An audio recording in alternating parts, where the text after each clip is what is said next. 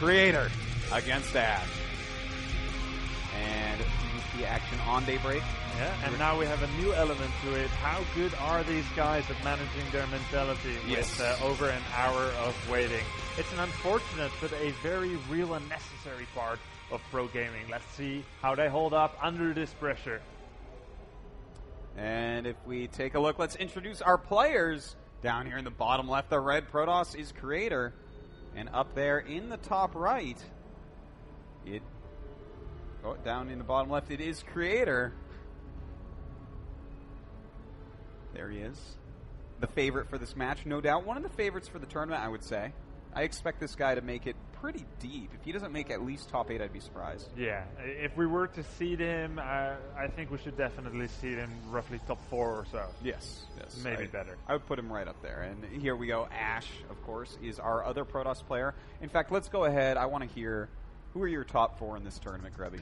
Creator, Seed, SKT1 Rain, and Squirtle? Yeah. Or Roro, maybe. I don't know. No love for party? I feel like he's dropped off a little bit. He's I see what you mean. Top 3 position a bit. He's amazing. Don't get me wrong, but I'm not sure. I don't think so. And also he favors, since this is such an important tournament for the PvP matchup, he favors Blink Stalkers so much, and that becomes an obsolete tech choice at some point. So a little bit concerned for him in PvP. Very well said, actually. But to be fair, I think he has the best.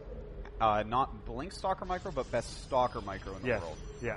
You would agree? I agree with that 100%. Okay, and that is why actually Parting can actually be said to be good at PvP, even though he does some builds which aren't necessarily the best. He does do a lot of 6-gate Blink builds with 2 bases and doesn't go to Colossi soon enough, but because his micro is so good, he's actually really solid at the matchup.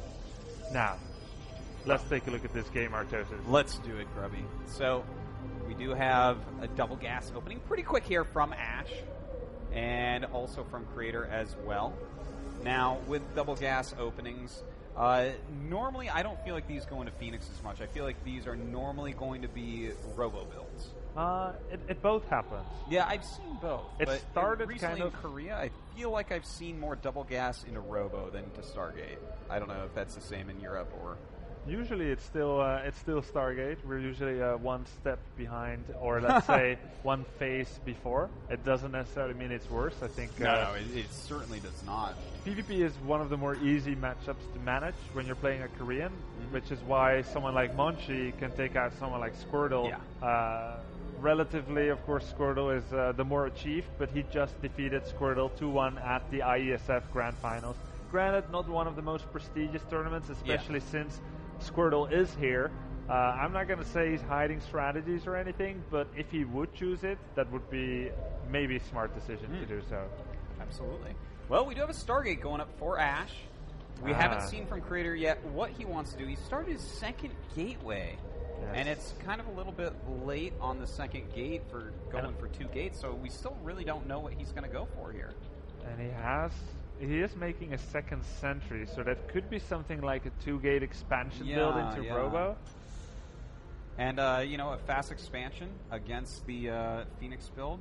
I wonder if Ash is going to go for like a Phoenix all-in, because I feel like what you want to do is rely on your Phoenixes to catch up economy-wise while getting a later Nexus. I feel like that's the best way to play against a fast expansion with the open air Phoenix. I agree with that. I think everything that is a 5/3 before will beat Stargate all. Yeah. Span is just too early, and it's too beneficial already by that time. Now, usually when you do choose to go for Macro Phoenix, you're okay to expand about 1.5 minutes later than your opponent, because you're going to kill a probe every now and then once you get energy for that Graviton beam. Yeah, and it's going to be a little bit annoying to deal with as well. We see that he is getting that Robo up. Like, how many Stalkers does he actually want to commit to keep those away? It's always a hard choice. Recently, I feel like we've seen an increase in people going Blink in response to seeing Phoenixes, even though, I don't know, I don't like that. You don't have to do that. No, I don't think so. It's not actually good. Yeah, every time I see that, I have to wonder, I mean, what is the point of going for that late blink? Because now you're going to have all these stalkers that you don't want in your later game composition. Yeah, because you know when someone is on Phoenixes, they're also usually going to be making a run. Start Immortal production, and if you're just going like 12 Blink Stalkers to defend against 3 Phoenixes, you're going to be behind on everything. Colossi, Immortals, upgrades. Now, let's backtrack a bit and see what's happening here. Yeah, it looks like it is going to be the Phoenix all-in. He's already got 3, the 4th on the way, going up to 4 gates as well. So we are going to see an all-in here from Ash on Creator. Now, can Creator actually end up holding this? It can be a little bit scary. Yeah, it definitely looks scary. There's 4 Phoenixes out, a 5th one is coming. We've got 4 gateways to back this up. Free movement around the map by Ash, so his pylons are being planted closer and closer. Now, what does Creator know about this? Oh, now he knows. Oh, boy. All right, well, the first liftoff. Oh, he doesn't quite kill the Phoenix. And he's going to go back in and try to kill off some more of these sentries. And knocking these sentries out is a pretty big deal. But he lost a lot of Phoenixes for those sentries. So in the pre-talk just now, when we thought this game was going to start first, we already spoke a bit. Would Ash would it be the smartest for him to try something really aggressive, try to end the game early? It's something we kind of expected from him, and he's definitely obliging with that expectation. I'm sorry, the mouse just fell out here, so we have a bit of trouble following this action. We do see, in fact, that he is pushing forward here. Some force fields still going down, lifting some very crucial units. More Zods being warped in and lifting up the Immortals. Very smart move there. Those Immortals will crush him otherwise, but it's looking like Creator in a pretty good spot here, even pulling some probes. Yeah, he just has too much raw power because he got such an early expansion. The money is paying off for him. He's able to hold this very delayed attack, and all the Phoenixes were doing was taking the Immortals out of the battle for a while, but now that they are back in the battle, they're really proving their worth. And as the last zealots are falling for Ash, he doesn't have enough damage anymore to try and leverage this fight into his favor. Yeah, it's looking pretty much over here with those 2 Immortals still alive and a bigger stalker count than his opponent, as well as a bigger economy. There is not much left for Ash to get done here. In fact, he is down by almost 20 supply. Yeah, and you can only imagine how much less economy Ash has. GG. First map goes to Creator. Yep. And, well, I mean, that was pretty one-sided. And as you said, Drubby, you know, it is a very fast expansion against a Phoenix all-in. And that Phoenix all-in just did not have the power that it needed. Yeah, I mean, he did, we look at it. It is a much smaller map. We'll see. Will Ash have another all-in planned here? Another map that's not very good for Blink Stalkers. Yeah, it's basically like a mini Daybreak. Yeah. Look at you. You are so smart. That is a good way to put it. It is like a mini Daybreak. A lot of elements are very similar to Daybreak, except it's just smaller. So for Creator to be okay with these maps surviving the vetoes, I think it makes a lot of sense. He did a very stable build last game, which would lose only to very specific, very early rushes. Once that didn't happen, he was always going to be in a great shape. And let's see if he can do that again this game. Indeed. Well, we do see Creator there. He is our Protoss in the bottom right. And in the top left, our red Protoss is going to be Ash from Waste Spider. And he knows he's up against the ropes right now, man. I mean, he's down 1 game against the champion of Korea, who won basically off of PvPs. Yeah. He did an all-in that I think Creator really didn't have any idea was coming. I don't think he was thinking, oh, it looks like he's going to Phoenix 4-gate me. And it didn't even come close to working, to be honest. Yeah. Once you don't get 3-gate contained when you're doing 2-gate expand and you didn't lose to DTs, then you're fine against everything. So Creator knew that and got a great start into that game. I didn't really follow the scouting patterns that much, to the point where I could say Creator knew or didn't know, but yeah, he was fine either way. Well, here we see Ash actually went for a 10-gate, so we're definitely going to see a lot of aggression out of him here. It could be one of these very fast 4-gate rushes. He may choose to push out some units early on.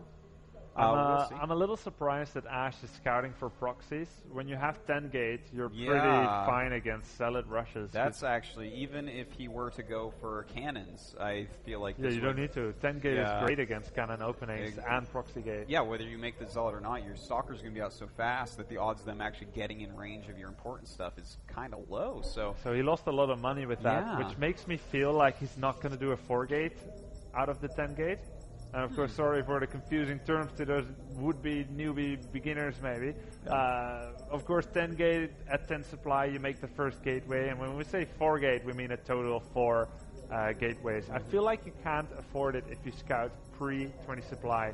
So this might be something like a 3 gate, where you warp in super fast, 3 Stalkers at the 5-minute, 30-second mark. Could be. Now, we have Creator actually scouting at a great time. He sees the core finishing, he sees Chrono immediately go on it, he sees exactly how much Chrono is actually on the Nexus as well. So he's going to know exactly what's going on. He's going to go into defensive mode. Any plans he had beforehand, they are gone. They are completely gone. All he has to do is live for the next few minutes. Yeah, so Creator's making that second gateway. He's going to for sure use his gateways all the time. We see reduced gas mining from Creator. He's 3 and 1 on his gases because, he just needs to survive. He's going to have healthier probe count and he's going to have better gas income. So if he survives, he's going to be in a fantastic shape. Yeah. Well, we do have a couple more gates coming in right now. And it looks like it is going to be that 3 gate that you mentioned, Grubby. And where is his probe? Oh, his probe is a little bit slow to the party. His probe came out a little bit late here. And that might delay him by 10 or 20 seconds, which is, well, I don't need to tell you, Artos, how absolutely crucial that mistake is. When you go something like a 10 gate, every single second matters hugely. And in fact, look how many Stalkers we have out for Creator right now. The probe finally down there. Little does he know he could push forward for a little bit more pressure, but Creator playing very, very safely here. He doesn't want to take any risks. And now that we know that the warp gates are morphing in Ash's base, they're ready, but the pylon is not quite ready yet. That is 5 seconds of delay already. There come the first 3 Stalkers. He's now going to move in. We momentarily have the army advantage for Spider.Ash, but he's moving in his first Stalker, and it takes a lot of damage already. He's only up 1 unit or so. It's that Zealot. Oh, and he accidentally targeted that depot a little bit. That's actually a big problem, and there's already a pylon up here. Oh, Ash may have what it takes to actually get some damage done here. He needs to warp in more units. There we go. Some more Zealots coming in. And the Stalkers, well, it's going to come down to Stalker Micro. And oh my god, Ash, a big mistake here. Moving forward before his Zealots close the distance was a huge mistake. We see a lot of micro errors by Ash, focusing pylons even in the thick of things as the armies are fighting, and his one Stalker isn't part of this fight. He had so much advantage in this game potentially, but it seems like he's throwing it away with a super weird spread of his... Yeah, he's just not controlling well at all. I mean, that one Stalker that's working on a pylon, then we have some other units over here that are on attack move. Every single thing went wrong there for Ash. That was actually not the level of execution that you need to beat someone like Creator. Exactly, and now we have a huge bank by Ash because he didn't warp in as much as he could. Also, his micro hasn't been that top of the line. The good thing for him for right now, Creator was supply blocked for a while, so he lost some of the warp-ins himself, but with the micro that we've been seeing from Creator and the superior Stalker numbers, look at how he's microing his Stalkers away. Those Zealots haven't landed a hit for 5 seconds already, and Creator's cleaning this up majestically, coming up from a hugely disadvantaged situation. Yeah, he's now hauling a win out of this game. That's right. He's got this, and it will end as soon as he warps in some Zealots and starts killing probes off. Ash will know that there's not going to be any chance. Already he knows that, in fact. GG and Creator taking down Ash in 2 quick and, for him at least, easy games. Yep. He says GG, but he doesn't leave yet. It is one of those... camera pan away. That's fine. Indeed, Creator takes 2-0 this first series, and he also doesn't